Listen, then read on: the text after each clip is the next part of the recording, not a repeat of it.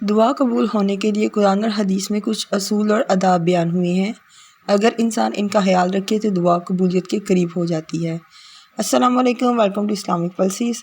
آج کی اس ویڈیو میں ہم بیان کرنے جا رہے ہیں قرآن اور سنت کی روشنی میں دعا کے اصول اور آداب، جن کے بارے میں ہم دیکھیں تو سب سے پہلے دل سے اور یقین کے ساتھ دعا کرنا ضروری ہے۔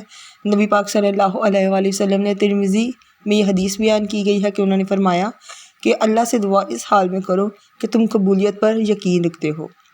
شک یا دل کی غفلت کے ساتھ دعا کمزور ہو جاتی ہے۔ اس کے بعد آ جاتا ہے حلال کمائی۔ مسلم کی حدیث ہے، نبی پاک صلی اللہ علیہ وآلہ وسلم نے فرمایا کہ جو شخص حرام کھاتا پیتا اور پہنتا ہے اس کی دعا کیسے قبول ہوگی؟ تو حلال روزی دعا کی قبولیت کا سب سے بڑا سبب ہے۔ اس کے بعد آ جاتا ہے عاجزی اور خشوع، یعنی آہستگی اور عاجزی کے ساتھ دعا کرنا۔ سورۃ اعراف میں اللہ تعالیٰ نے فرمایا ہے کہ اپنے رب کو عاجزی اور آہستگی سے پکارو۔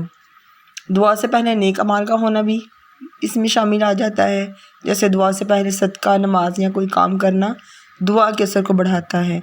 سب سے اہم چیز، سب سے اہم آداب میں سے ادب آ جاتا ہے کہ وقت اور موقع کا خیال رکھنا، جس میں قبولیت کے لیے خاص اوقات آ جاتے ہیں، جیسے تہجد کا وقت، اذان اور اقامت کے درمیان، جمعہ کے دن، عصر کے بعد، روزہ افطار کے وقت، بارش کے وقت اور سجدے کی حالت میں۔ ان اصول و ضوابط میں سب سے اہم اصول یہ بھی آ جاتا ہے کہ درود شریف پڑھنا، کہ دعا کے شروع اور آخر میں درود شریف پڑھنا سنت ہے۔ نبی پاک صلی اللہ علیہ وآلہ وسلم نے بھی فرمایا کہ درود دعا کو بلند کر دیتا ہے۔ آخر میں ہم دیکھیں گے کہ آخری جو ادب آ جاتا ہے یا اصول آ جاتا ہے وہ ہے جلدی نہ کرنا۔ نبی پاک صلی اللہ علیہ وآلہ وسلم نے فرمایا کہ دعا قبول ہوتی ہے جب تک بندہ جلدی نہ کرے اور کہے کہ میں نے دعا کی مگر قبول نہ ہوئی۔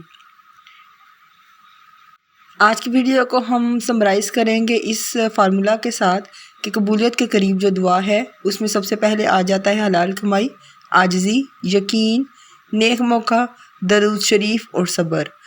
تو آج کی ویڈیو میں ہم لوگوں نے جو اصول و آداب بیان کیے ہیں، کمنٹس میں بتائیے گا کہ ویڈیو کیسی لگی ہے اور مزید کن کن ٹاپکس پر ہم آپ کو معلومات مہیا کریں۔ انشاءاللہ نیکسٹ ویڈیو میں آپ سے ملاقات ہوگی۔ اللہ حافظ۔